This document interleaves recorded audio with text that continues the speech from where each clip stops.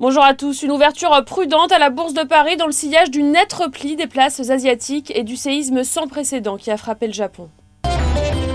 À suivre aujourd'hui, LVMH qui serait intéressé par la reprise du spécialiste des chaussures de luxe Jimmy Choo, d'après le Sunday Times, une opération qui pourrait atteindre 500 millions de livres selon le quotidien. Et puis Renault, nouveau coup de théâtre, le numéro 2 de la sécurité du groupe, à l'origine du licenciement des 3 cadres accusés d'espionnage, a été mis en examen ce week-end et placé en détention provisoire. France Télécom et la société logistique Agility vont acquérir une participation dans Korek Telecom, un opérateur mobile irakien.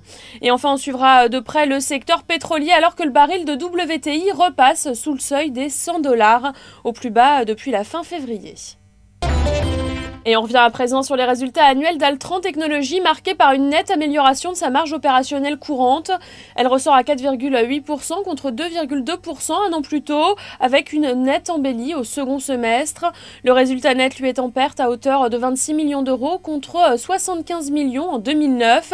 Et puis en marge de cette publication, Altran précise être en cours de négociation pour céder ses activités brésiliennes. En termes de perspective, enfin, Altran entend poursuivre l'amélioration de sa marge opérationnelle courante cette année et anticipe un niveau élevé de croissance en France. Voilà, c'est la fin de ce flash. Prochain rendez-vous à midi pour le point de mi-séance.